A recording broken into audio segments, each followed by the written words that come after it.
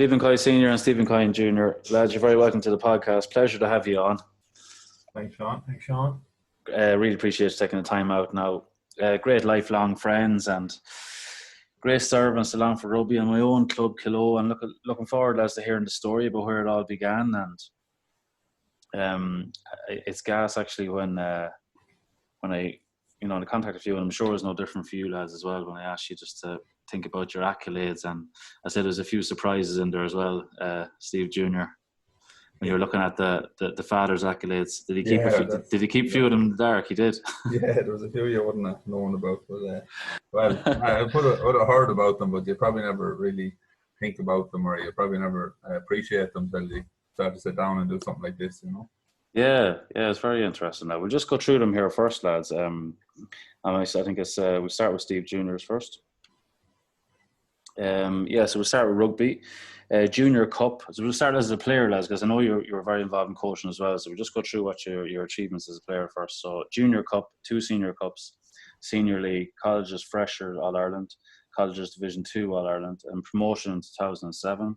League winners 2011, Seconds 1B League winner 2020, overall Youth Player of the Year in 2000, Leinster Youth 2001, and youngest captain of the Longford Rugby Club. And on to the GAA. Under 12-14 was Slashers, which I wasn't aware of, to be honest. Yeah. I was reading 3 junior leagues, 1 junior championship, 2 senior B championships, 2 senior championships, 4 leader cups, and 3 Division 1 leagues. And then Stephen Senior, hurling, 3 county championships, Division 4 National League, with the Army, 2 All-Ireland Army championships, the Western Command. Is that right? That's right, yeah. Golf, the Quinn Cup. Soccer Command Championship by 1, squash team member, first team to win squash tournament with Slashers, Army All-Ireland Championship by 2. Badminton, 1 All-Ireland champion team member. And then your rugby accolades, the Army and All-Ireland Championship, 5 cups with the Irish Defence Forces, Longford Rugby Club first 15, 2 Midland Leagues, 2 Town Cups, medal as captain, and 2 Midland Leagues as captain. So that should reach 5 caps with the defence. By caps, sorry. What I was going to say is when I was putting this together, it's again, it's a remarkable list, and I'm sure I ask this question all the time because I think it's very important. Is it something that you would have spent time on yourselves? We start with Steve Senior. Is it something you would have reflected on yourself? On putting this together, is it? Yeah, or is it? Do you ever take a moment ever, like, just to think about as past achievements, or no, kind of just shout? Just when you asked, like, together and you're trying to sit down and trying to remember back. And our memory's not great now anyway at the rest of the time. Well, you didn't do too bad. No, I didn't. No, I know I didn't. I was trying to pick out times and years, and when you got married and what you done, and kids coming along, and you're trying to put everything into that type of time period and blocks and that. So, yeah, no, it's a fair bit all right, but then that's the way it would have been. Like, I mean, in sport, it was always sport. And I can see that you were exposed to an awful lot, Steve, from a young age. Like, you were, like, you sampled several different sports here, where some of us wouldn't have even tried once, let alone be successful in. Well, I suppose the fact that I was in the Army, because of the Army, the layout, sport is a big thing in it as well, as regards leadership and obviously fitness and things like that. So you would have had a lot of competitions going. So that's why I got into it, into so many different sports, you know. Opportunity to do that, you know. Yes, it's brilliant. And I'm sure there's been many great experiences you've taken from each of them and learned something different from them all. Oh yeah, I mean, the fact of all the different people you would meet, like in the different walk of life, like from the hurling and from squash and all different. Now, some of them would overlap. You'd have people who would play, the GA and the rugby and things like that would overlap. But the other ones, then you would come across people who you wouldn't meet. That's probably my main sport, mainly rugby and things like that. So you make friendships from all the other sports, you know. And I'm sure, like many, it comes to a point where you're kind of go down the main route, and rugby was the one you chose, obviously. Yeah, it was at the time. I mean, I didn't come from a rugby background, but then that would be the same for an awful lot of people in Longford, as you would know yourself very well with your father and that. Like, Mm. Longford Rugby Club would depended on a lot of people from a GA background. You know, they had a few players who would be totally rugby schools, all right, but the club would never survive without the people who played rugby. And then it was very easy. It's very easy to switch over to the sport. You know, people Yeah. like really can very much convert to rugby. No, it doesn't work the other way around, but. True.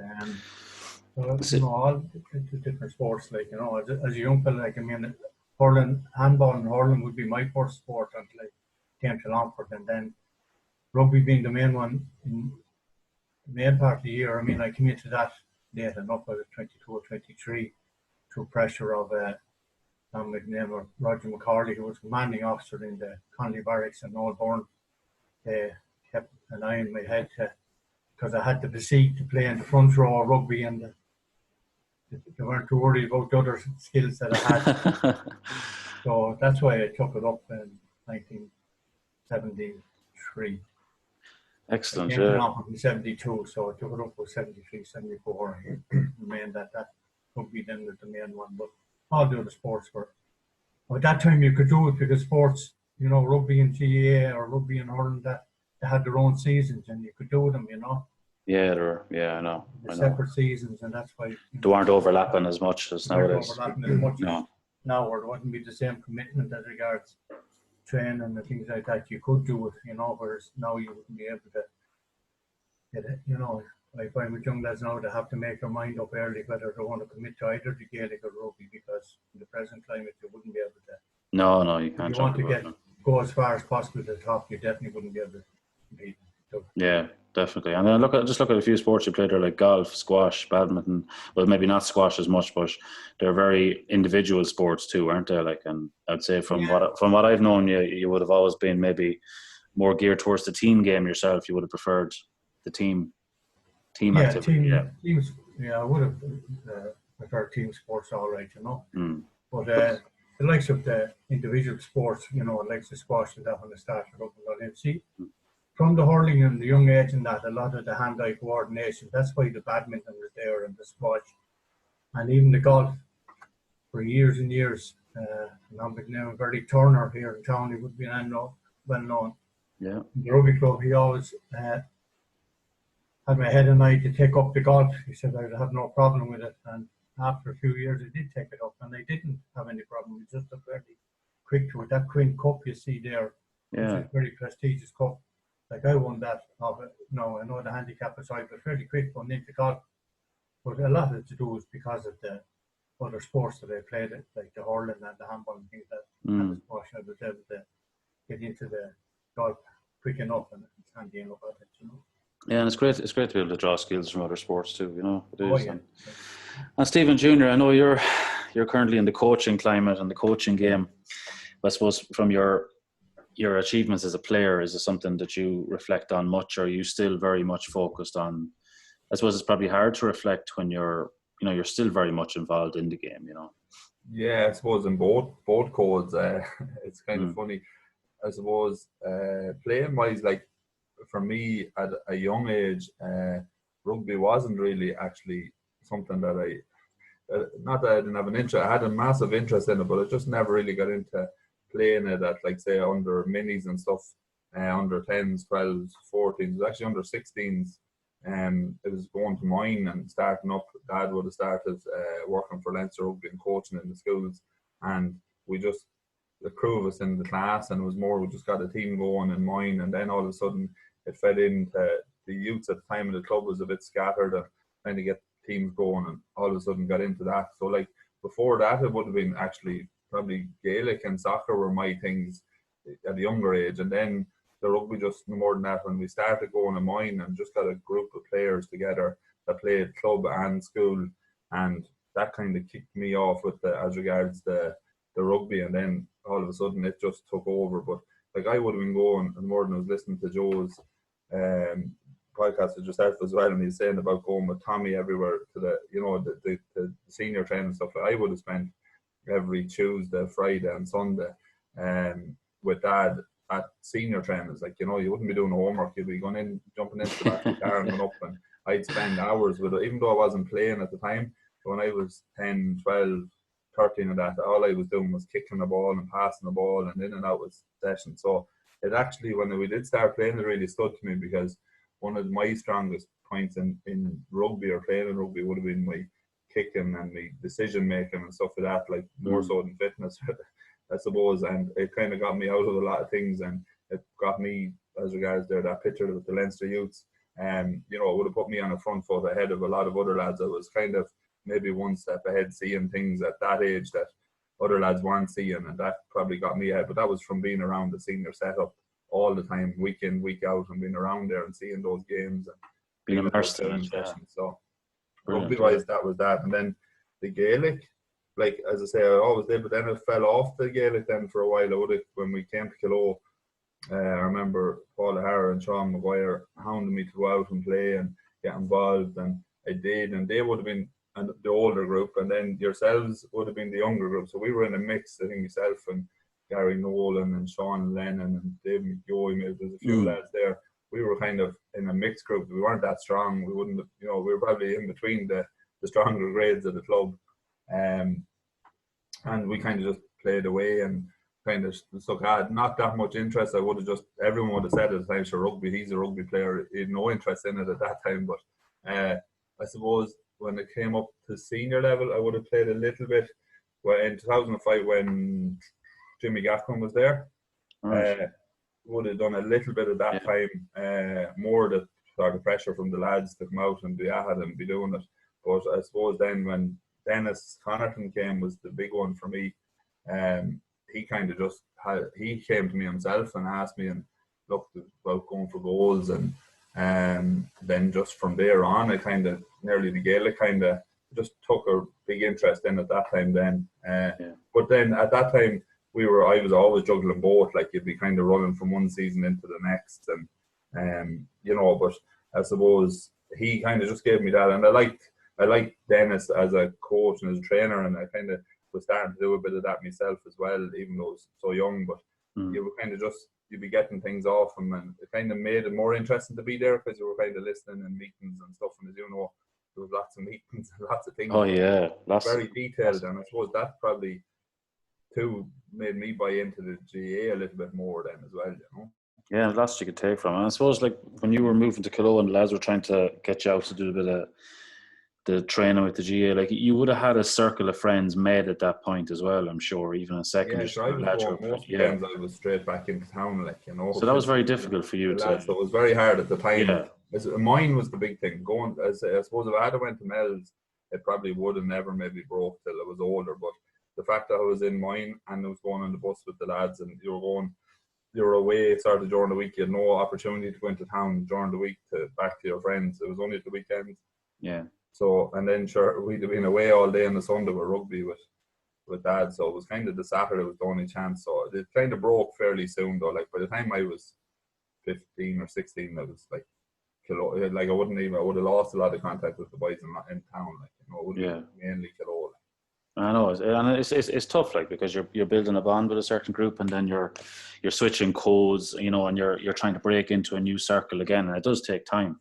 And I get with the game of rugby, and I suppose this is a question for the both of you. When you first, I start with you, Stephen Jr. With the game of rugby, what do you think it was about the game of rugby that drew you in? Apart from, like, obviously the major influence of Stephen, your dad, and, you know, the coach and being exposed to, what do you think was actually about playing the game that drew you in? Yeah, I suppose at the time that influence, but I suppose it was like the friendships and that we made, and lads from different areas of the county, and you know, or like even with school, like you would have been lads from Drumlish, or there's lads from Cavan and everyone, and away for day. But then when you, like me knowing obviously my background from the club, I suppose like the likes of the discipline on the pitch and the camaraderie and the social, like I could see it from a younger age, other lads wouldn't have seen, but the social side of it, like when we were underage there, you'd be getting on the bus on a Saturday morning at 8:30 or 9 o'clock heading to maybe Wexford or somewhere, you know, to play an under 16 game, like, whereas the Gaelic lads would be saying, this is crazy stuff, like, you know, like the lads would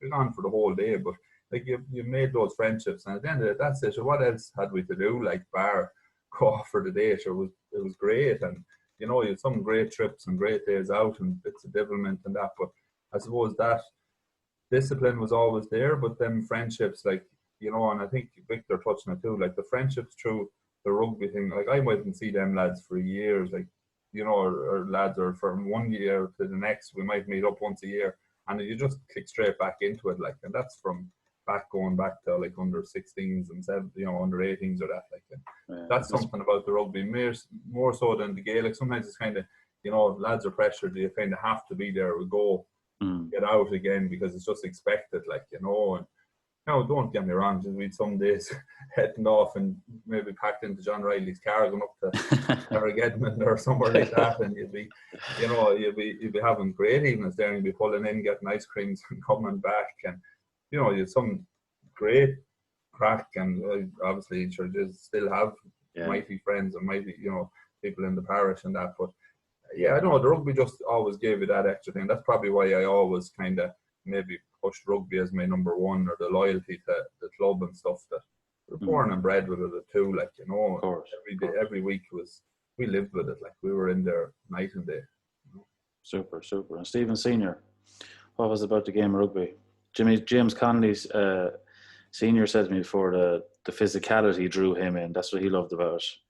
It turns out he was more of a danger than a lot of lads. He was more of a danger to his own team as well. On our team than he was to the opposition. No, I suppose, like, I mean, at that stage, you know, I was about 20, 21, 22, 23 when I started or whatever, and I had been involved in the sports. But I suppose my physicality of my own build helped.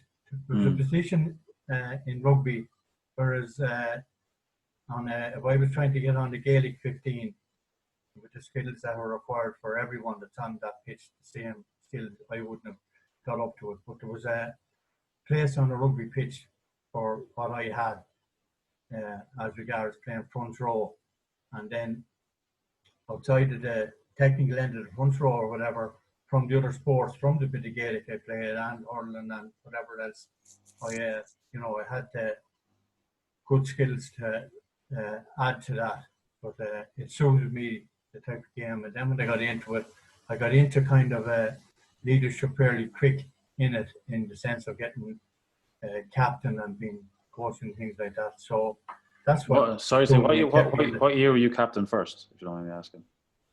Was I captain first? Well, I was captain in '82 when we won that Towns Cup. Yeah. But I would have been captain from about '78. Okay. 78, you know, up to 78. And you would have been captain for that spell, that obviously the whole way up to 88, from 70 up to 82. Done a few years on the 4 or 5 years on the team, yeah. And what way does that work in rugby? Actually, I was meant to ask, what is it like? Was it back then? Was it a set period? You know, the way sometimes in the GA it can be changed quite regularly. Was it like a 2-year thing, or was it a 1-year thing? No, it's 2 years. No, you could be there. Yeah. You were there. You were picked. It was picked by the committee, rugby committee in the club, like the positions of captain, vice captain each year are picked by people who obviously see that if you have what it takes to be a captain, and then you get in there, and then you kind of keep going until you become no longer required, because like your father, Lord Merson, would be the same. I mean, he was captain for a few years, and that was mainly down to obviously strong leadership skills keep you as captain, you know, and then you know you're good with players, you know. And I love the way it's reviewed. I love to be kept there, you know. Yeah, I like that. Like, you know, it's good to do it that way as well. You know, where to kind of look at an individual and to assess them and look for certain qualities. And one thing that always struck me as a young lad from being in and around the rugby club, I just loved the whole idea of the pictures of all the captains that were lined out above the bar. You know, there was something for, even as a young lad, I go in the door and you just find yourself, you'd be glued to it. But I thought it was a lovely acknowledgement and a lovely way of honouring lads who have captained the club. You know, and it's amazing how something so simple can be so important. Yeah, it is. Yeah, for that thing. I mean, there's no, you know, well, not now, maybe now, for professionally or whatever it is, like, you know, there's guys, I don't know if the captain gets any more than the rest of the players. Yeah. He's a captain, but I mean, them type of things you say, I mean, I'm very proud. I'm going to go to the club or my family or anyone else would come or meet, and they say, "I see you up there on the thing. You were captain in '82, or you were captain in that, or you were coach, or whatever." I mean, they're the small things, but they mean a lot. Of course they do, yeah, and they don't take much effort, and as you said, the meaning that's got out of them is, it's speaks volumes. It's really lovely. Yeah. It's funny, Sean. It's something actually I would have, from going from playing to coaching, it would have been something that you try and incorporate in Gaelic, and it's probably more so in the last year. You probably would see it, but the importance of a captain. Like, you remember when you were growing up years ago, to be like, "Oh, Sean, they're your captain today, or you're such." But like, if you set it out as someone like, if there's a thought process into it and a real leader, sometimes, it's only if you lift the Connolly Cup or if you win something that a captain nearly becomes important or things. But like, one thing that I always would have seen from growing up through the rugby, and even not just in our own club but other things, like, the captain had that respect, and from the club and other clubs, and it was a person that was picked that kind of, like, when I was growing up, like, the captain had a say in selection of the teams. Like, years ago, he would have been part of the selection committee with the coaches and stuff, like, say, like when Dad was coaching. Not so much now maybe, but that conversation would always still be had, but they'd be involved in everything about the running of the team, whereas sometimes in Gaelic clubs it's just a figurehead. Yeah, you're captain, like, you go for the toss, and that's what you are. You mightn't have any leadership, whereas I'd be a firm believer of, someone within the group that'll lead a lot of things within the group, even, and I suppose in Kilo, Joe, maybe that in 2012, that was probably something that stood to us too. Like, Joe took on a lot of responsibility himself within the group to push us and drive us, and, and he would have brought the likes of yourself and even me, or, some of the older lads that sort of, and be having chats with you, to have chats with some of the younger lads or different things. So, it is a very important thing, but more than Dad says, it's something that we'll be very proud of. When you do go into the rugby club and knowing that you were there and you did that.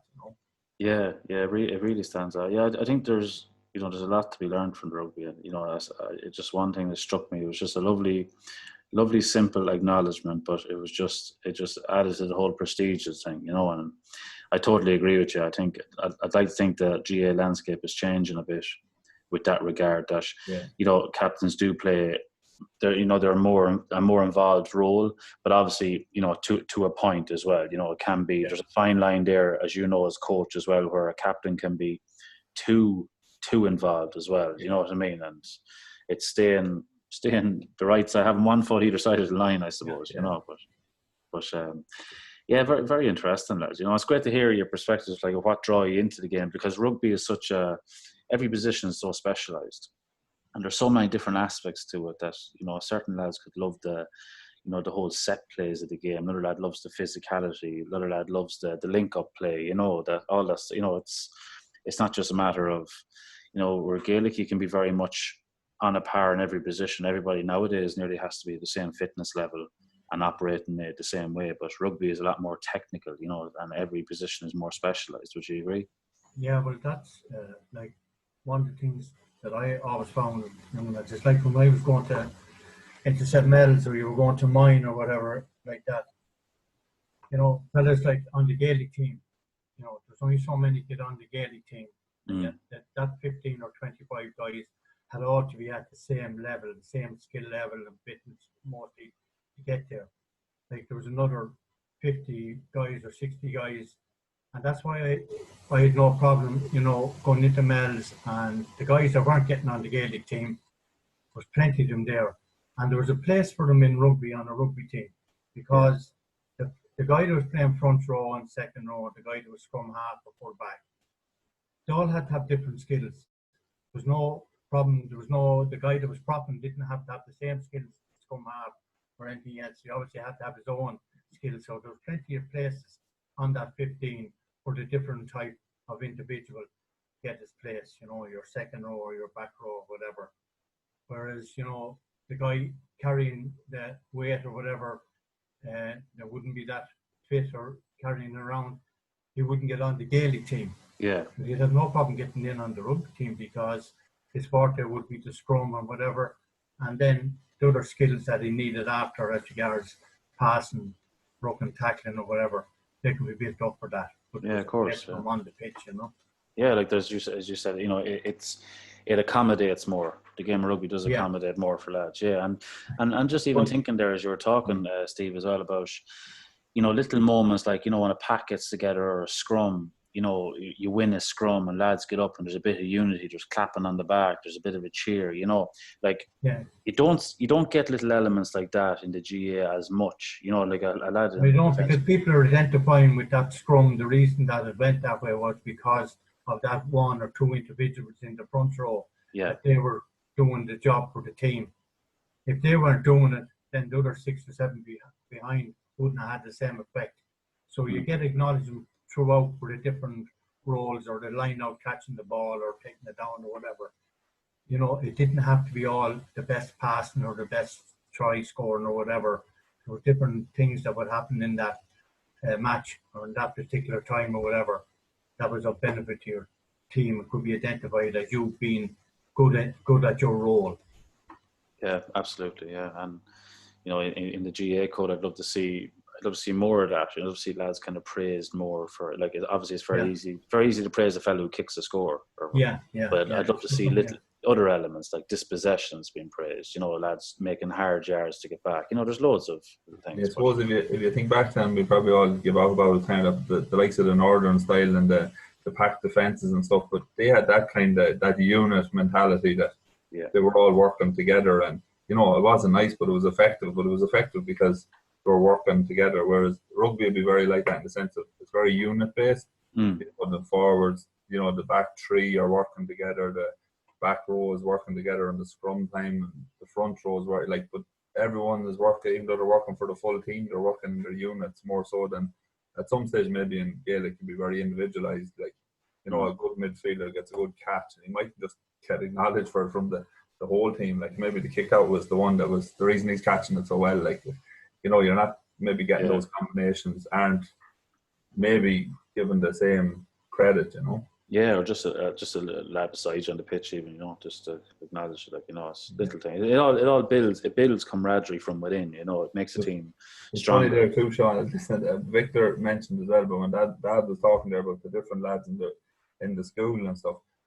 Like, I would remember when we were in school, both when we played Mel's or even the lads in mine, and that the other side of rugby had was the lad who maybe, because maybe the school or stuff like that, maybe the discipline side of things, the lad that maybe didn't get on that well in school or maybe wouldn't have been recognised for Gaelic because of his discipline or that, he always got on all right with us too, because maybe he was able to let out a bit of frustration on a but lucky enough with the likes of Dad involved in that, he was able to manage that and keep that frustrated, that it didn't boil over. There was the odd one or two maybe did, but it was always looked after and it was dealt with. But I remember actually, and Dad had vouched for this, that Liam Faulkner was the principal in our school, and he said there was 2 or 3 lads that played rugby with us that we couldn't see how they ever would have got through school probably without the rugby, in the sense of that they mightn't have lasted the 5 years, but that rugby just gave them that outlet and that bit of, you know, maybe to get out a bit of frustration, or,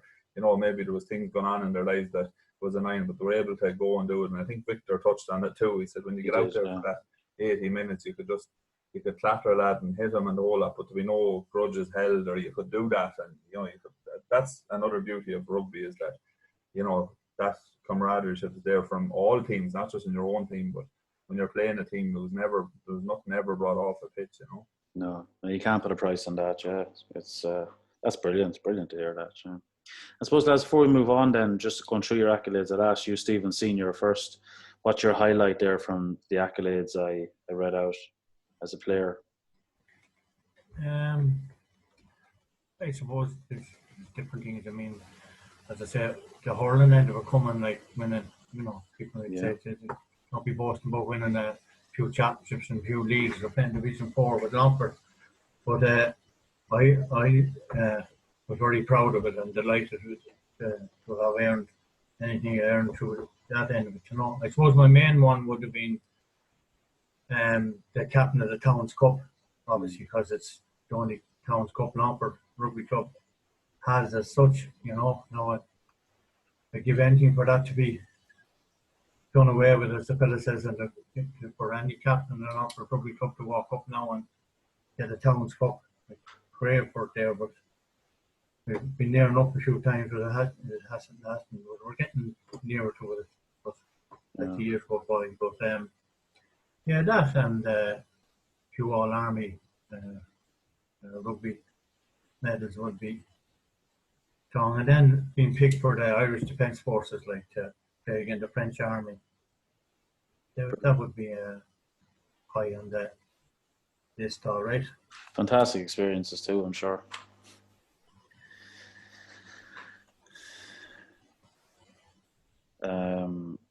Can you hear me, Steve? You can? Yeah, sorry. Yeah, I was just saying fantastic experiences there. Like, you know, you've only mentioned a few, but like that, the last one being picked there against the French Army, was that what you said? Yeah, there's a fixture every year going back years and years during the Rugby Internationals.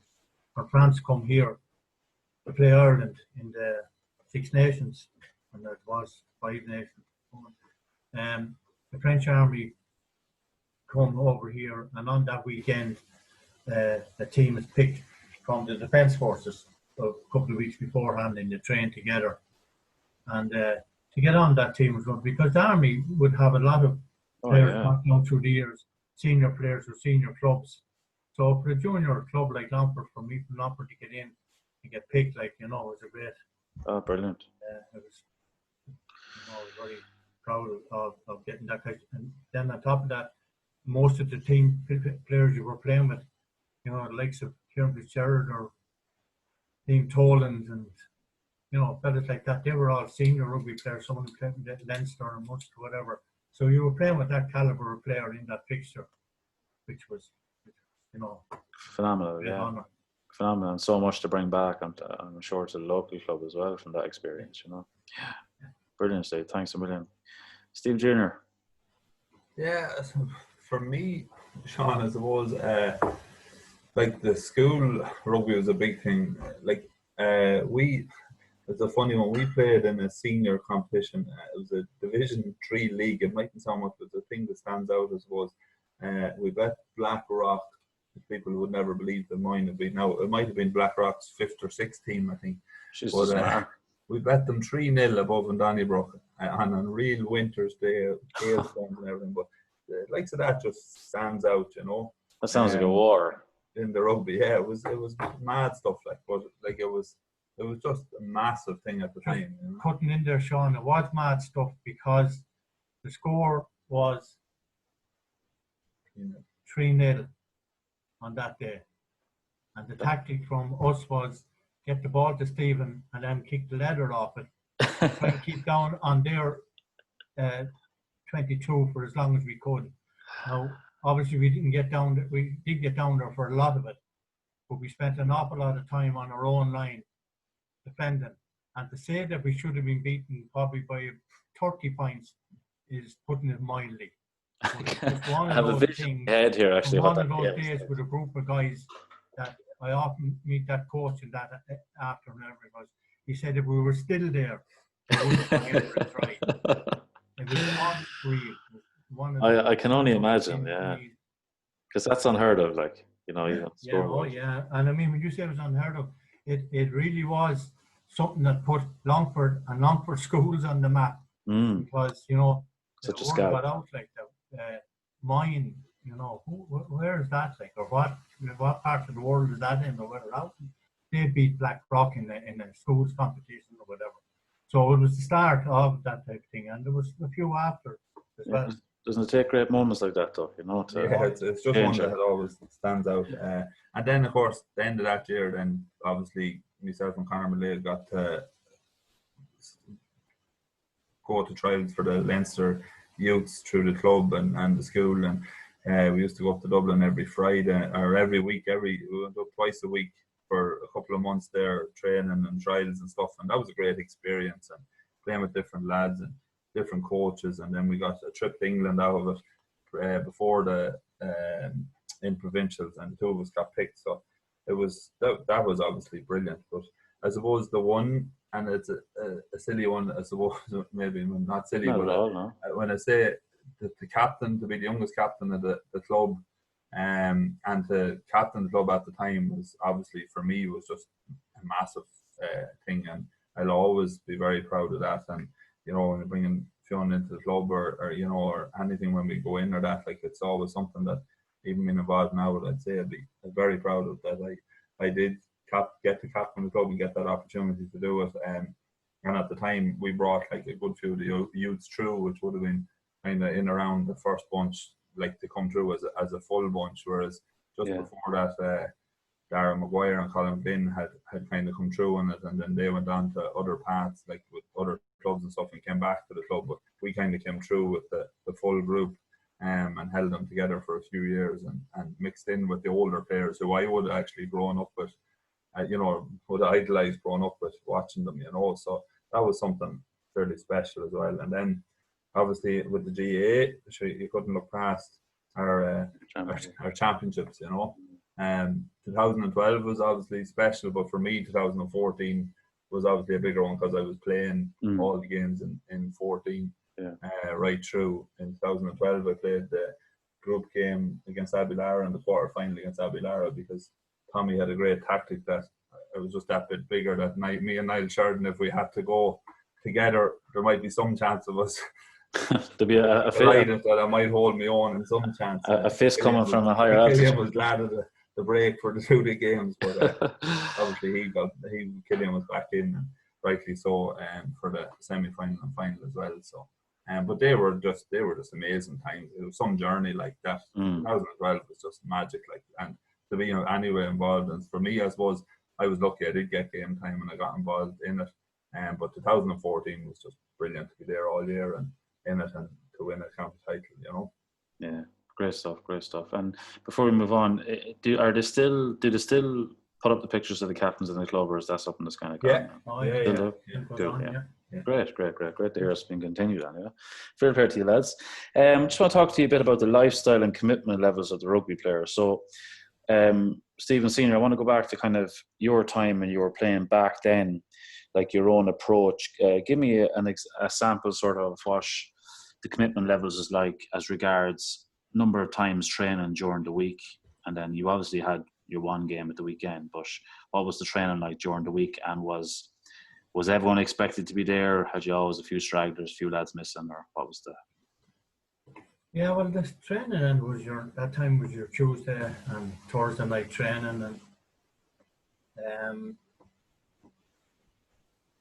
the match at the weekend, you had a match every weekend, and then with myself, then sometimes you would have the army matches midweek or whatever, training or whatever. But from club point of view, just your 2 nights training now.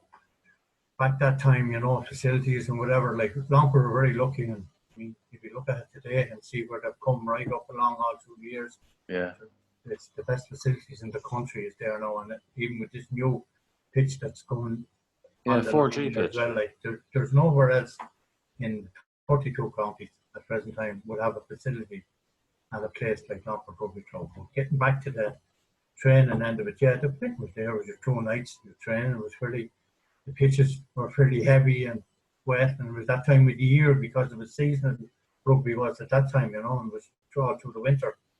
So, you know, nights you trained there, I tell you, it'd be fairly... Oh, yeah. The monkey coming off, but it was all part because your game on Sunday most of the time was the same type of game, you know. You had no problem adjusting to the weather and the muck or whatever. No, you're well prepped. And our training was good. Like, and would you like?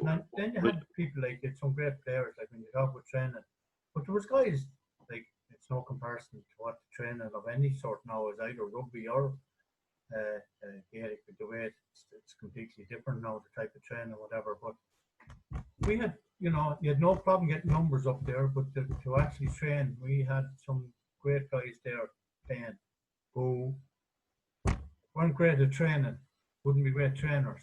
And, you know, it'd be well known, and I know Brendan wouldn't mind me saying it himself, Brendan Smith, one of the best players we ever had, and the best rugby player, and a guy that could have played at any level in rugby. I mean, he had the opportunity, when I'd say clubs chased him and followed him. At that time, you had Wanderers, top club in Ireland, craving for him to go and play, and he didn't go. But Brendan was the type of guy who didn't need to train. Brendan would spend most of his time on the night. He'd do the teamwork, and then he'd do his penalties, which was great at. Yeah. Only one other player I ever seen a rugby pitch kicking like he did with both feet, and that was the late Dermot Early. Dermot Early. Yeah. When he played a bit of rugby, which was not too much because he was staunch Gael or whatever, but he played with the Curragh, and he could have went a lot higher too if he played. But they had that style. But Brendan would spend half a day, hour of it, or hour and a half, probably doing the kick in the train. He wasn't great, but he didn't need to train that much anyway because his brain that he had on the pitch at match day or any other day took him out of any problem, because Brendan would make a tackle 30 yards away from where the ruck was after being, when half the players would be still on the ground, and it was mainly through not his fitness or playing. He was always strong and fit, but because of his reading of the game. Yeah. So, but yeah, no, training was enjoyable. Training was good, and you had to train. There were different types of training, obviously, because the backs would do different training than forwards and that type of thing. But then the skill end of it, everyone would have to do the same skill training.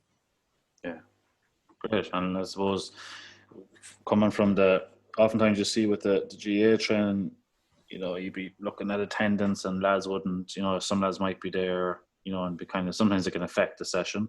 Back then, was it kind of, look at whoever's here is here, we just get on with it and we just put in the work and go home? Or would it be, you know, would it be a follow-up on lads not turning up? Or? There would be, yeah, no, there would be. But there would be lads like, I mean, I know, genuine luck now, except you say in them one or two cases there when the team was being picked. Yeah. We allowance made for a guy, like someone looking at training on the night saying he wasn't putting in, he didn't need to, so it was read that way. And the other team members knew on the day that guy was a key player on the day and he'd do it on the day. Whereas, you know, no guy's not turning up or not getting in. No, they'd be strong enough. No, selection committees, you know, if you didn't turn up at that type of thing in it, you wouldn't be selected, you know. Yeah. Unless it was a genuine reason or whatever, but you wouldn't be freezing up every Sunday with your gear and expecting to be on the first team and not be there on Tuesday or Thursday night. No, I'd have to say back at that time, no, it'd be strong enough, you wouldn't. Good stuff. It wasn't a major problem anyway, but, you know, whether it was a different time or different lifestyle. You see, people probably weren't under as much pressure like during the week or the different times, so they were delighted. There was no problem getting numbers. We'd have massive numbers up there, you know, and we had a very strong first team when I was captain of that seconds. But the reason they were strong was because the seconds were so strong. And scrumming sessions that time with our seconds against our firsts or something else. And our firsts were highly rated as a top scrummaging team. And the hardest times they would get, some weeks would be against the seconds on a Thursday night scrum session. So that type of thing in it. But as I say, people didn't have so many distractions, so training was a good opt-out, you know. More so that's why. Cool. And Steve Jr., from your perspective coming into it, I'm sure you've seen a lot of changes. You know, you would have seen from when you first came in, you know, from say when rugby was kind of, you know, from when you started off to your latter stages in your rugby career. Yeah, well, like I would have seen from sort of when I was younger, going with that, seeing some of those sessions and being around that, and lads coming in and they'd be half bet, like worse than games coming off some of them training intensity, stuff at that level, and no more than like your dad and Brendan's been them. I would have been around and all those times, and Anthony Dooner and them lads, and like they would have been. You were possessed. Crazy stuff like what was going on the training pitch, like, you know. But then I would have came along to when we started, and then it got more. I suppose you could say it got more technical and tactical is probably the way of putting it. And, you know, coaching courses and things changed, whereas back then times a lot of the stuff was nearly, you know, it was made up, and it was that, whereas, you know, there's a lot more of the programs and a lot more coaching development and stuff like that came in. It would have changed, and when we were playing, like, numbers would have been a problem for us. You know, we would have lost a lot of lads that, as I said there before, the likes of the good lads, like, you know, and even at the time we would have had the opportunity, myself and Conor McLeod would have had the opportunity to go and play in Athlone under 20s. And we chose not to. We chose to stay in Longford. And, you know, a lot of our friends would have that, but a lot of lads would have went off with college and would have disappeared for a few years. And came back to the club then maybe, and so you were fighting that battle all the time with being That was tough. There's a lot of lads away with work and got it hard, midweeks. Like you could be training on a midweek there with young Jimmy mentioned it, like we would have been training midweek with 5 and 6 lads. Some weeks, and you'd be getting fierce frustrated, but sure, look, you just did it and you got on with it, and then on a Friday, all of a sudden to be 25 lads, and you might get picked then, and you'd be pissed off. I know. That's the other side of it. And that went, and then, but in the last few years, and I took a break away from play. I didn't play after I played in 2012 when we were still playing, but from then on, I kind of took a break from it for a few years. From the playing side of it, and kind of because I got more into the Gaelic, but like it kind of went fairly shallow there. I remember me getting a phone call the night of our dinner dance from the 2012 thing to go and play, or to talk out for a playoff game with the first team against Railway Union above Eden Derry, and I hadn't played. I think I played one game that year, took them out of a hole. Another time the boys were away at the World Cup or something. And, it kind of got really, it hit an all-time low, you could say, in early, with struggles and numbers and stuff like that. But Colin Glynn kind of came in and took over there, and Niall Moran got involved. And in fairness, they shook it up and they put a professional kind of approach to it.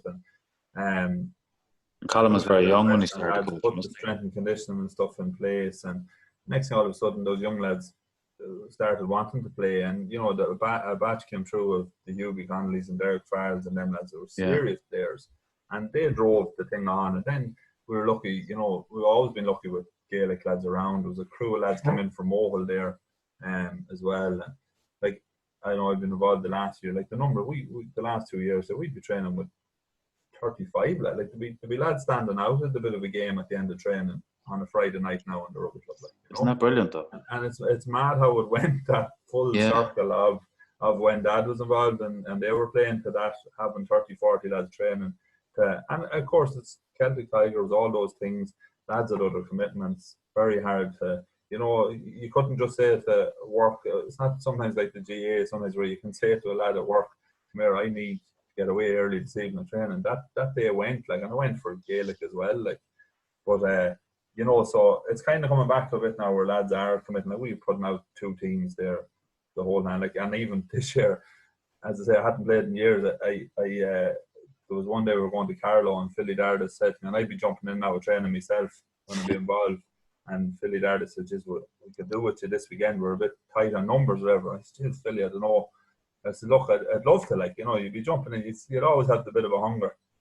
So I went down to Carlow and played the full 80 minutes, and I couldn't walk for about 2 days, but I just got the hunger again a little bit, and I played another 2 games, and we were getting ready for the Towns Cup then for the lockdown. I was slagging Dad. I said, "I'm coming for that Towns Cup, for that for the glory now. I'm back now, and we're gonna get a second Towns Cup this year now to matches." And we were after winning the league, which was a big thing. Like, as I say, I hadn't played 4 or 5 years maybe competitively. To go to be part of the team that won the league this year, which was great, like, and just because that level was there, and it felt easy to do it because the lads were putting in such an effort, And you would have been exposed to that sort of a setup there as well, with even being with the GA and being coaching yourself and training teams, you're used to that environment, and you kind of a second nature to you when you go back into it. Then. Yeah. Sorry, Steve, Senior, you're going to say numbers there, Sean. Just on numbers, like. Longford Rugby Club, I'd safely say that wouldn't have survived only for what happened in mine and St. Mel's. That's where we got all the numbers and got the young players, was out with them 2 schools. And I think it was 2 years ago, 3 years ago, when they won their first big league or whatever. I think I counted something like there was 10 players on the pitch in one of the games or whatever, and the 10 of them were out of them 2 schools that were playing first 15 for Longford. So it was a major advantage up and down in the schools rugby for us to sustain and keep players. Oh yeah, we've always kind of kept it very localised. We have had players come in and out and come and go, but in fairness, the schools and the youth setup now is feeding our first team, which is a massive thing, and that would have been oversight, I suppose, years ago with Dad getting involved with the coach with Leinster and Derek Turner and these lads that were always trying to recruit and, and keep the thing in and keep at lads. And everyone looks at their phone when they see Derek Turner's number on it, they'd nearly be afraid to answer because he'd always have a job for you. But only for the likes of Derek and, and Dad and Mel Diffley and back down through the years, or more recently Hugh Connolly, they were massive to keep the thing going because they just drove everyone or to keep it local and to keep at lads, and that was a massive thing, even Colin Glynn came in there and he coached the first team for 4 or 5 years and played. And he was young, wasn't he, Steve? He was very young when he would have been young coming back to the club. He'd been in late 20s. Yeah. And and he took on that role, and it wasn't. And he got lots of slack, I'm sure, over the years. I don't think there wasn't many times he'd love to just walk away, but he stuck at it. And he's still now, he's probably 2 years old, he's 38 now, and he's still a prominent player in the group. He's going strong, yeah. And I suppose what's very important for the rugby club now is you have rugby players playing, and what I mean by that is you have lads that are committed solely to the rugby club, whereas before you would have been relying on a lot of maybe GA fellas coming in, and then they were gone because of other commitments. And I suppose the chart was always going to wave up and down as a result. Whereas now, because of the work lads have done in schools and stuff, you have guys coming in that rugby is their first love, and that's essential for any sport. Yeah, you're right there, Sean. That is a good point. That you're not dependent, or you're not waiting. I mean, I remember a time, and even your father, Lord, was back. He'd be waiting on fellas to come from a Gaelic match. Yeah. To fill the team or whatever, and you could do it that time because the 2 seasons were inseparable. But when you got near the end of it, the Gaelic was started and rugby would still be going on, maybe the finals or semi-finals or whatever. And there was times fellas had to make the commitment to go and play a rugby match, and yourself, like in a parish where the team is talking out and you're gone off to play rugby at that time, it wouldn't be thought of too highly.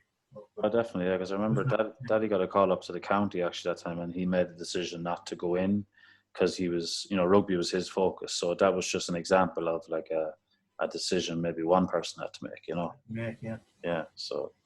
Yeah, it's very interesting, but it's great. It's great to hear it in such a good place. And I kind of know because, Colin living beside me in here, we'd be chatting about it every now and again. It's great how fascinating chats, but just where things are. It's great. It's great. It's great to hear, and it's healthy and it's thriving.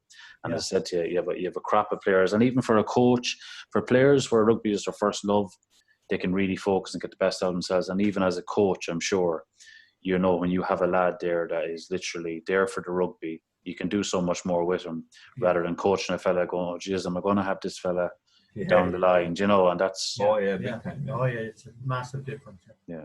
And then which brings me on, lads, your coaching accolades as well, remarkable. When I was looking at the two, do you be in competition at all, do you?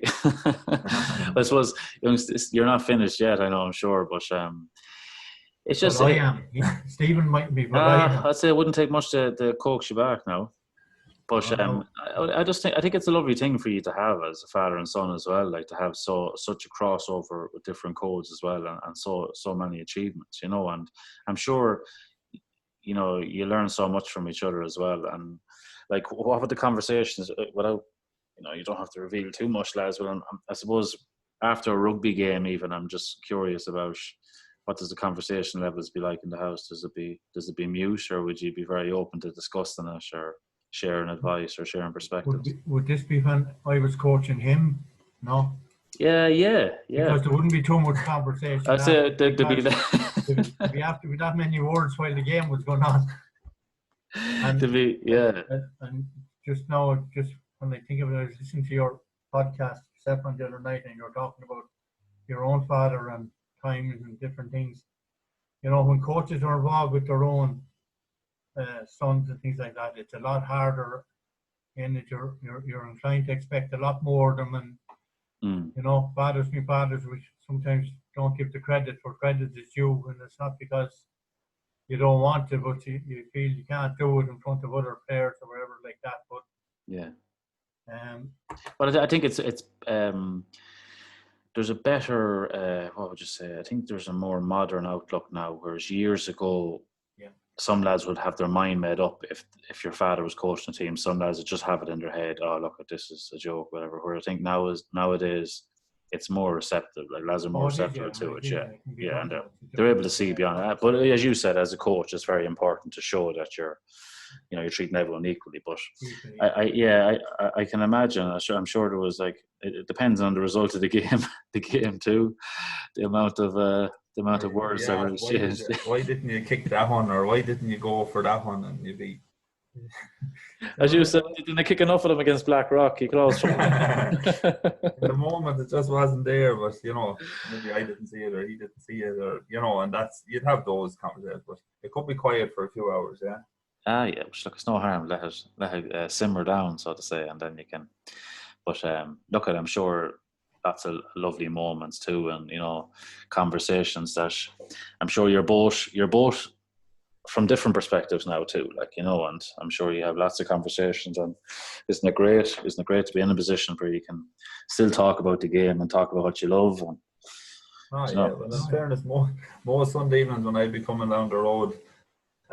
From a game, maybe a rugby game at the minute, or when it was going on there, you'd get the text from dads saying, well, did you deserve it, or did you not deserve it, or how did it go, or who was this, or what was, and you'd get that, and then it'd turn into a conversation maybe on the Monday or whatever, when you might be calmed down a bit when you talk about it. But I'm just looking at the picture there, Sean, of the one with the underage in Kilo there, the All-Ireland tag that Dad would have coached. Yeah. I would have been a little bit. I obviously would have been a few years. I would have been still young at the time, but we would have kind of helped out a bit with it and stuff like that. But it's mad to think like Podgy and Paddy and Mark and Panda and the boys like that. I'd have been there and involved in that, and then we end up winning senior championships with them lads. That's the beauty of sport, I suppose, is that and I would have had Podgy, actually myself and your dad had Podgy at under 16 in the club. Rugby. It would have been Podgy's last year because he actually had to. But I remember a conversation at the end of the year with your dad and Derek Mabry ringing me, looking, wanting Podgy to go for trials. And your dad kind of just said it's up to himself. And Podgy at the time just said no, he was going into the county minor, might have been starting or something like that. And, which was funny because if he'd have went the rugby route, he'd have made it as far as he has in the Gaelic or more too. He just had that.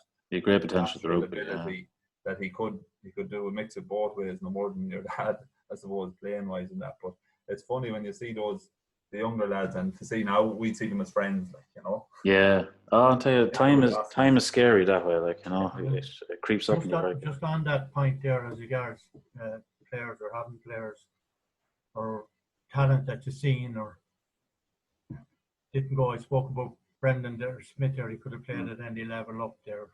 Early guys or whatever, but pound for pound, I don't want to embarrass you or I'm next to this. A player that I would have rated that could have really went anywhere as far as rugby is concerned was Paulie. He had everything at that age. You could see it. It wasn't just we could see it. People outside had seen it, like Derek Mabry, who's Stephen Howard, he's a coach and development officer in Leinster. He had seen him, the talent that was there and what he could do or whatever. And I suppose on that's the player, he's the player that I would have said definitely would have made him look at it. And the greatest leader I ever played in any sport or on the pitch was Terry McCormick Sr. And the reason being that I find him, or why he would be, he was a Paul O'Connell in Longford before Paul O'Connell ever came, because of his leadership. I tell you, you come out of a dressing room or you get up from a break in the scrum together, whatever, and he just could rejuvenate you straight away. And he'd get fellas to do things that they didn't know they were capable of. And on top of that, he would do it because of his leadership in front of you. You would never be going anywhere that Terry would be behind you. We were talking earlier on about captains and leadership, whatever, that's what he had, and that's when we talk now about, looking at Paul O'Connell and things like that. Even at that level, it's down to that simplicity of it, of the way he led on the pitch or whatever, Yeah, he was a great admirer of Paul O'Connell, actually. Pardon? As a player, he was a great admirer of Paul O'Connell. Daddy watched him, yeah. So I suppose, yeah. It would just be that mould, and that's why, yeah. Yeah. I look at characters like that, just like they're once in a lifetime, yeah. And like obviously, you both went into the coaching straight, fairly immediate after finishing playing yourselves. Like you didn't hang around for too long, and you were, that's. When I was coach, I went into coaching in the club and that, and was coaching at seconds, and then coached the first 15 then for a few years, and coached the youth teams in it or whatever. And then I decided in 2000, after 30 years in the Defence Forces, that I'd retire because I had an opportunity to go that line or get involved in rugby as a job. And it meant I didn't have to be retrained at anything. I could go straight over to it. And I went into a job as a community rugby officer with Leinster Rugby. And all that involved was a lot, mostly coaching and dealing with coaches and coaching courses and that. And I have to say, I got 18, 19 years of really enjoyable work.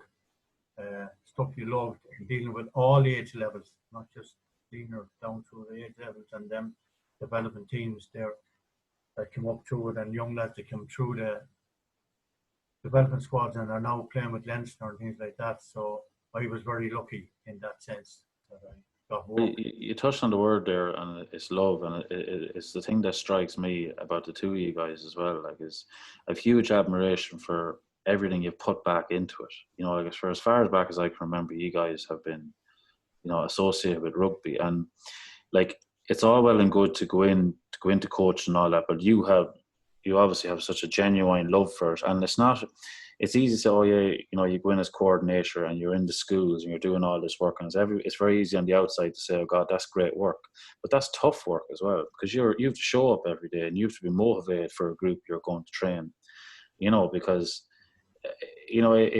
it's remarkable. It really is, for that length of time to keep that level up and to keep that motivation up. Even coming from within. Just on that point, Sean, when I talk about I got that job and I got paid for the love and whatever it was, but I got our sport when we went back there. When Stephen was saying when he was young lad and that, as a family, Mairead played rugby and Claire was. One of the first on the ladies committee and things like that, and Bernie was involved. We got a great life out of sport and being involved in heading off at weekends. And the difference with rugby was obviously than the local GAs, that you were heading to Wexford or heading to Carlow or heading to any of the provinces. You could be playing in Connacht or you could be playing in Clare, but it was always travelling away. But it was always involved around family and that type of thing. So I got an awful lot out of rugby, and an awful lot out of sport through friendships and everything. So I got more out of it than ever put into it. That's just from my own point. It's great to be able to say that. Oh yeah, we would have been the same. Like, we grew up with it, so like that was one thing, and I meant to touch now about the club and that. The one thing about the rugby, I suppose, was it was always very family oriented. And we would have, and you would have been there, Sean. Yeah. When you were younger or whatever, and loved it. The Nolans would have been, like, the families from Kilo would have been there, as well, before we ever came to Kilo. And they give all the families, like the Beltons, the Turners, the Quinns, they're all there, like the Connollys. There's just so many, the Glyns, everyone, like, just so everything was based around families. And not to put a thing out, but like the likes of like Mum would have been involved with the lady. There was a ladies back when I was really young, like there was a ladies community. The ladies used to look after the food for the teams on a Sunday. The bar, Dad was involved with the bar. The bar was running. There was all bar teams and voluntary things, and everyone just worked for the club, like, and it was that unity was there. Everyone knew each other. Everyone, you'd head off on trips to the days together, when you're in the club together, and that's kind of gone a bit, but that's obviously because of the times. And of course. It's very hard to get that among people, but we always had that respect for it, and that's probably gave us that. As Dad said, that we always got so much out of it, and that's why it's easy to put it back into it. It's such a unified effort, yeah, it's remarkable. I was sure for the brief time I used to go in there, like, it's one of my childhood highlights, going into the rugby club for the day, and the banter after the game and the experiences and the characters. Never forget it. So I can only imagine. Yeah, exactly. Yeah. Oh, stop! That was the first order. But I can only imagine what it was like for you guys, because you've been a part of it all your lives. That was just one little snippet of my life being there. But yeah, it's one thing that always stands out to me at the rugby club is the unity. It's what every lad can relate to. Yeah, and see the beauty of it is too, Sean, the coaching is it's kind of easy enough to fall into it, because if you are into it and you'll be snapped up into it that much, because obviously all the teams and there, and you give up that time. I suppose for me, like, I tried my hand at the refereeing side of it as well, and but the coaching, I just always loved giving back that bit, and I was a reader of the game. I had a love for it. I love coaching. I love being involved. I love that side of it, and no more than the football as well. Like, and that's that interest in getting at. I suppose I was coaching when I was playing, which was I was probably killing myself when I look back on it at the time, and that's probably I should be still playing. Maybe I'm not doing any coaching yet, but for the last 10 years, you could say I've been mixing both, like where you're coaching and playing, at both codes. So probably. I just had such a love for it, I suppose, for the sport, for the two games, Gaelic and rugby, and it was easy to do it. But when you look back now, you probably missed out on a lot of things because of it too. Like, but it never batted an eyelid at it either, because I just loved it so much. Sure, so when you love it and you find it easy, it's not work then. You don't, and that's the beauty, isn't it? Yeah. I have to ask you, how was Pamela responding to you going back playing a bit this year? Didn't really wondered why the bag was coming full that day, and happened to be coming down to bring the kids down, and she said, "Why?" And I said, "Sure, you drive." I said, "They might have to tug out," and then they went off about the business and came back, and she knew when I was walking back out to the car that I wasn't. I was a bit stiff, so I have to ask that, because obviously, for the way the game is now too, there would be. Yeah. There'd be concern and worry, of course, Yeah. But no, fair play. And then, look at lads, you both have experience with, like, Stephen Jr., you've done a lot more, you've last couple of years, you've coached a lot in relation to GA, between ladies and men as well, and been very successful. I suppose I'd like to ask you, what did you bring from your rugby careers and coaching in the rugby into the GA side of things that you felt was effective? Stephen Senior, we'll start with. You were involved with 16s, weren't you? I was doing the bit that I done with under 16s and that. One of the main things that I always kind of worried about was the tackle. And we're talking about players who come into their rugby as against, because I found at the time, there's no tackling Gaelic. To me, the only tackling Gaelic was to stay as long as you can with the player until he makes a mistake, or that you can get him when the ball is gone from his hand to his foot or whatever. Was it to find the tackle, to find a tackle in it, whereas in rugby the tackle is clear cut, like, and fellas wouldn't be getting frustrated by refereeing at the weekend, where with one weekend when you put a hand on the player, it's not a So when I was coaching at 16, I'd done a lot of that kind of work of bringing the rugby thing of the contact, getting in, waiting, and timing your tackle at the right time, So then there was other drills that when I was working with PG Gillen and fellas like that I brought to it. It was novelty to bring in, and you had attention fairly quick when you'd be changing things around. The lads love that. So all things you can bring over and transfer over and back, no problem. Great, super. And Steve Jr., obviously, from a player perspective, first, I can only talk to me about the fly half role, and what you brought with you from that position to when you were playing. I suppose a big one for me, Sean, would have been the vision. Like, you'd be seeing things.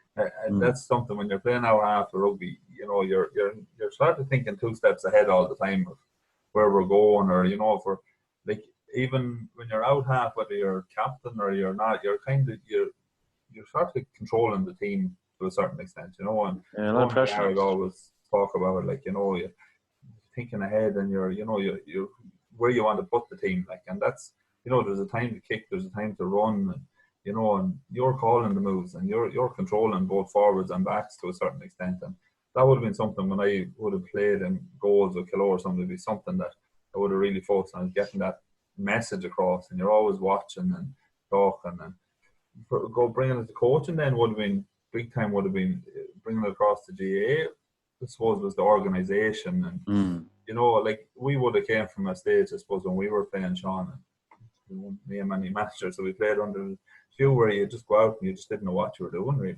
Yeah. You know, you would have went to a stage where you'd be going and you could be just running for the sake of running, or you just go into a bit of a game, and, you know, and then all of a sudden, like, I would have always brought with, like, a very structured kind of warm up, or, you know, things like that, and that you were thinking about the game, and then I would have went the opposite way, maybe when you're training with teams, like, it would have very game based around me training, like, you know, I wouldn't really go into a lot of drills, because I used to say, well, we'll never do a drill, there'll be no cones on the pitch on a Sunday, you know, that kind of way, like, and I suppose when it started, it was easy with the girls because it was a novelty thing, you know, and they kind of didn't know you.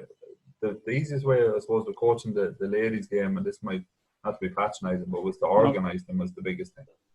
You know, when I went into Cullenkill ladies, like, there was a great bunch, and I remember chatting to Paul Kennedy, who had been over them before that, and he'd all just come and they'd go, and just kind of put a bit of a structure on it with them, and kind of laid down a few rules, and all of a sudden they bought into it. And they went from junior to intermediate, up into senior, lost in the senior to Ballymore, and won the senior B that year. Fantastic. 3 years and a Leinster League in the middle of it that we just entered in, more so for, like, we got invited to enter because we were the Longford champions, and and then went and won it, like, and sure, there was bonfires and everything. I was only young. I was only 26 at the time, I think, around that. Yeah, 25, 26. I'd only kind of started, only done it because it was kind of asked as a through Pamela and through that, like, would, you know, and got involved in it, and I never even really had it in my head of coaching Gaelic, you know, out from that. And then I got involved with the Longford ladies, and same thing would have been, it was the coaching I wanted to do, really. It wasn't the managing side of it. It was the, you know, to be out there and on the pitch and doing that side of it. And I loved that, like, and, you know, you'd be always thinking, like, you know yourself, Sean, from playing, like, you could go to trains, you could do the same training every night of the week, and you just get frustrated. Whereas I used to always, and I still do to this day, I gear me training around what happened on Sunday, like, and that's something that would have been big, and that would have come from rugby, really. That, you know, if something wasn't working on a Sunday, we need to fix it Tuesday, Friday, or Tuesday, Thursday. If our tackling was poor, you know, we'd focus on it. Whereas that never would have come into Gaelic mindset. It would have been, you still went out and you done your drills, and you might play a bit of a game at the end of training. Whereas I tried to cut that out. I might start a game with training and try and fix something, or start the training with a game and try and fix something straight away, rather than going into drills and then maybe do your drills or your fitness at the end of training. And, you know, we're just trying to get lads thinking outside the box, or girls thinking outside the box. It's very interesting. Yeah, because I got an opportunity to train Carrick rugby, actually, and that's how we ended up in Kilmore. It was just pure coincidence. The captain that year, Dermot Foley, was playing with Carrick, and he just liked the way I done training, and the boys liked it, they enjoyed it, or that, and it was just a season over in Carrick. Just happened to Sean McCone had asked me to come over and train them, and the following November, I think it was, the phone rang. Dermot, I hadn't been chatting with him for a while or whatever. He says, "What would you think of training football?" And I said, "Oh yeah, I done a little bit with girls or whatever."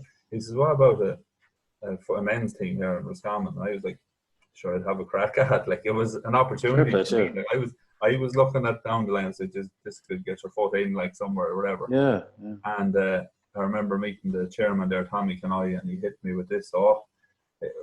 He nearly turned me off it, because he was like, how, you know, the way it was or whatever. And I was like, "No, you know what, let's have a go at this." And because I had two of them, a brilliant club, and Tommy Canoi and Teresa there, and the Foleys, and Joe and Tommy were with Ahawillan at the time as well.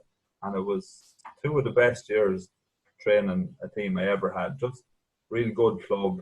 You couldn't ask for any more. There was it brought me back to the rugby club, basically, of that feeling, you know, of around the club when you went there, you were so respected. And like, we won an intermediate championship there in a Division 2, and sure, it was like winning All Ireland for them. Like, they hadn't won the thing in years. And it was funny when Fergal O'Donnell came into Kilo, he used to slag me.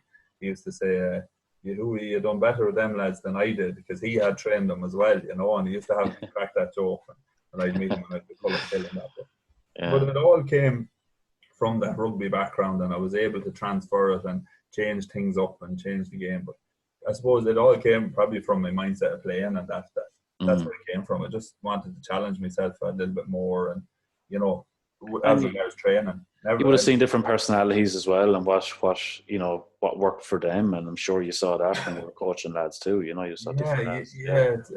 And that's the funny one. Like when I went into Kilmore, I suppose the majority, 60% of the group were older than me.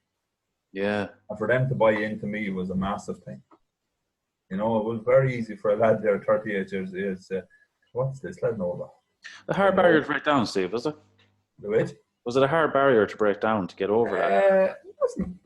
It wasn't, Sean. There was times where you felt to be there. They're thinking, what is it? And then you'd work them. You just try and work with lads. You chat to lads, and and then I was lucky. I was after coming off winning 2 senior championships in Kilo, and you always had that in your head or in your locker to say, well, look, lads, I've been there. And one I used to always say, and I still say it to any team I'm talking to, think about 2 things. Think about the day of the county final listening to the national anthem, and think about bringing that trophy into your primary school the next day. There were 2 things that always stuck with me as a player. Yeah. More so than the game. The game passed by, but you'd never forget that standing in Pears Park for the national anthem and going into close school the next morning. No. John, just from the coaching point of view, just I think they're like, to be coaching or to good coaching, getting across is obviously you have to know the game and the skills and what's required within it. But you definitely man management, dealing with players and realizing like horses for courses. That every player, some player has to be needs to be shouted at, but there's definitely players who don't need to be shouted at to get the best out of them. Yeah. And you know that. I heard you speaking the other night about Glenn Ryan and how he felt that he was different ways of handling how good he was. That's a big thing with individuals and trying to pull lads together to play as a team, is that there is individuals. It's just if you're able to handle them and mold them and deal with them the way they need to be dealt with, everyone can't be dealt with the same way. I think you're 3/4 of it there as a coach if you have that knowledge. Yeah, absolutely. And you have it in spades there. And, as you said, Steve, junior already and senior, like from playing the game, you learn so much, and you learn so much from lads you play with too. And you see little key things. And, it's invaluable. It really is invaluable when you go into coaching. And huge credit. I think on the coaching as well, Sean, you kind of have to be a little bit of an open book. If you're closed, like more my dad is saying, if you're closed, if you're one system person, or you shut down and you don't accept if you don't accept a bit of criticism, or if you can't take it, or if you can't have that conversation, you have to be able to open up. You have to be able to talk to people and ask somebody. Like I'd often the next day, or I'd ring lads after a game, or even after training. I'd always get feedback from players. How are they feeling? Yeah. And that was one thing I always kind of felt stood to me with training, was I was kind of, because I started coaching so young, even at the beginning, I was coming with a player's mindset too. So I had in my head, what way did we want it? How did we like training, or what approach did we like to it? So I kind of always felt I was on the front foot, because I was coming with a player's mindset, and still am. I still see myself as being in that bracket, or no. I'd often have a chat with maybe Danny Mimner or someone, or I might mention it to Mickey there when you've been around the school and Mels or that. Just have, what are the feelings, or what are lads enjoying now, or where's the thing, and you just get that feel for it, and you try and bring it into your sessions. It's brilliant insight, lads. Yeah. And thanks a million for sharing it. And you've had huge success already, Steve. And I'm sure when you relate back to your first stint coaching to now, you're probably you've learned so much, and will continue to do so. It's brilliant, lads. Thanks so much.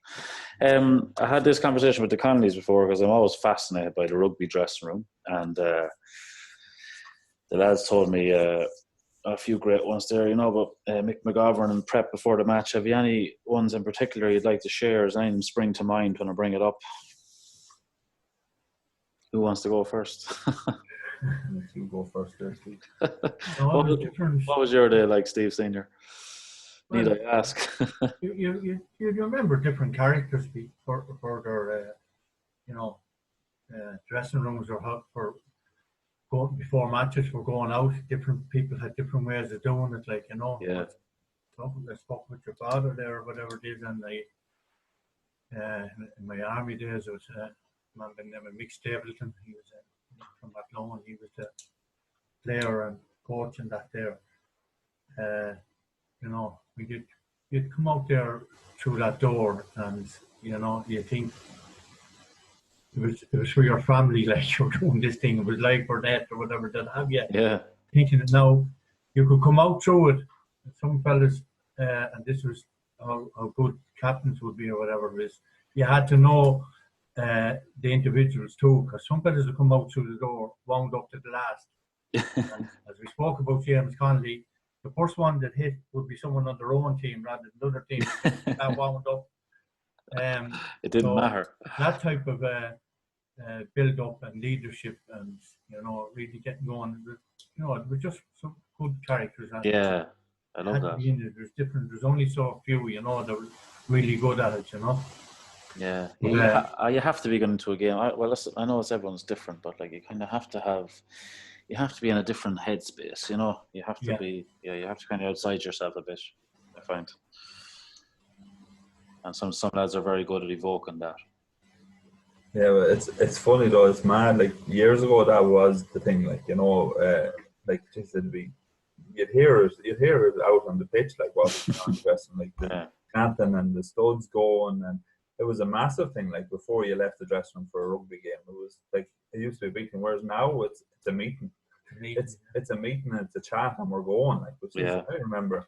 And James mentioned there the year Mick McGovern was captain. Like, you didn't leave the dressing room until you had a belt got. Like, he gave it to you in the huddle. But like back years ago in Dad's time, like Jesus, you'd be afraid to be in the dressing room. It was just hyper. Like it was mad. You know, like they were coming out there just revved to go. And there were small dressing rooms too. If the door wasn't open, the door was coming. Like, and that was kind of, you know, the thing. Whereas again, the more than the different things with the Gaelic, like you in the dressing room in the Gaelic, where it's the chat before you leave, or then you have another lad who's trying to rev it up and go on. Just so many different things. Like we went through a couple of years there with the rugby where it was real social. It was, to be honest with you, know, we had our team when we were competing down in Division 3, and we were like a social, you know.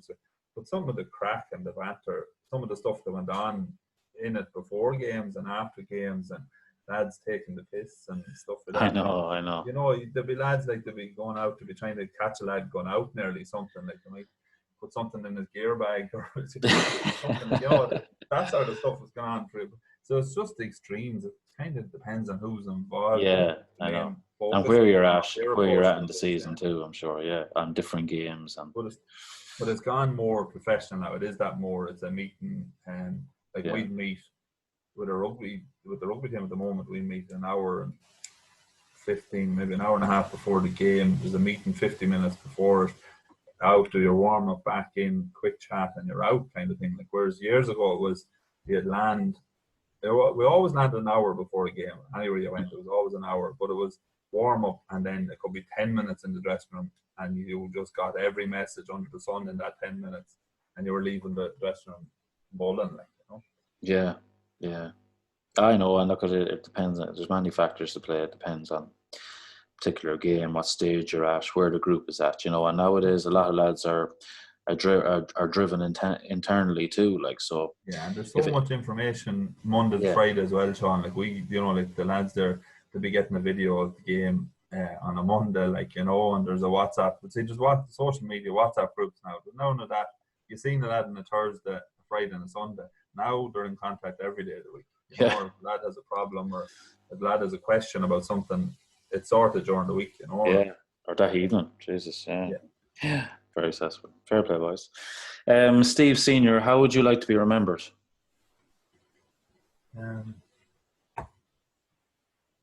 As being fair, I think one of my best qualities is loyalty. Comes through 30 years in the army, I suppose, because you need loyalty there, and it's a lot of the teamwork, and I carry that on. So I would like to be remembered as someone who gave us all, was honest, was loyal, but mostly fair, especially when it came to selection and things like that. Oh, fantastic, Steve. Stephen Jr.?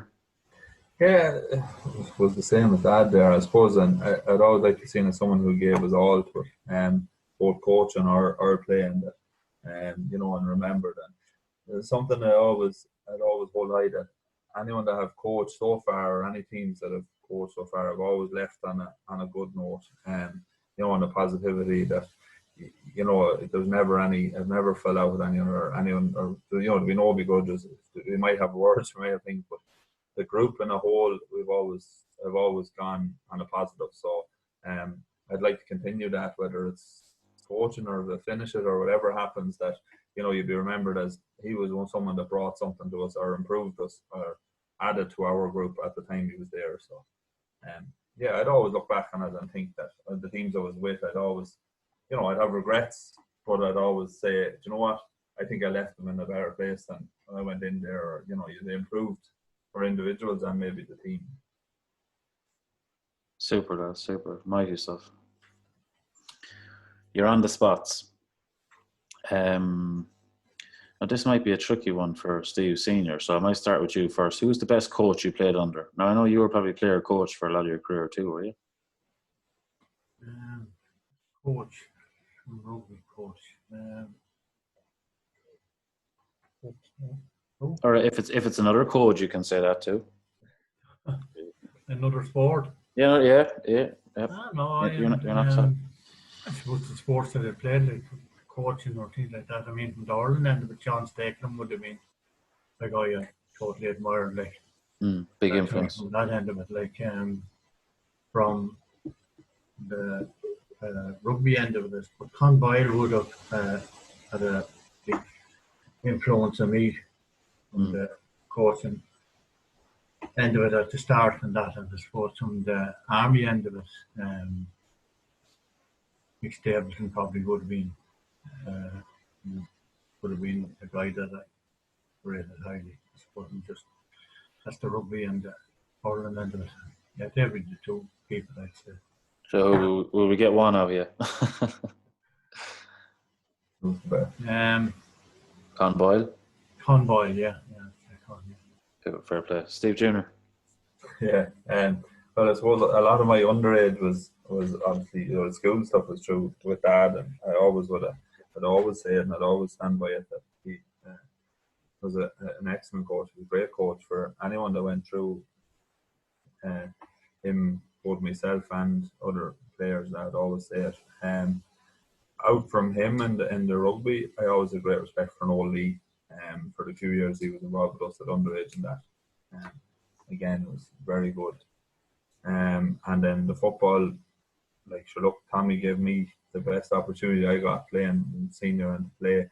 I always had massive respect for Tommy. There was never anything too complicated, but I always found a great man manager, and, you know, he just had such a vision and such a heart for the game. And Tommy McCormick, yeah. So Tommy was just excellent. Like, I loved Dennis Connerton, but more from Dennis was probably my coaching, like, that I seen stuff, and I got so much out of Dennis from a coaching point of view, for my own thing going down the line. It probably gave me them out from Dad to go on that line as well. So, like, look, obviously Dad is the one, but out from that, probably Tommy McCormick, yeah.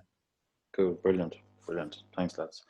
Your second one, we'll start with Steve Jr. this time. The best player you've played with in rugby? Is that a sucker punch there? Put you in, that's why they're on the spots. Yeah. Look, I think of lads that maybe I played with in school that didn't continue it on. Like Sean Dipley from Dunish was probably the best scrum half that was ever in around the club. in my era, and he didn't stick at it. Like, you know, he went working away and stuff like that. Yeah, so like that. Oh Jesus! In most recent times, like Paul Gallogly,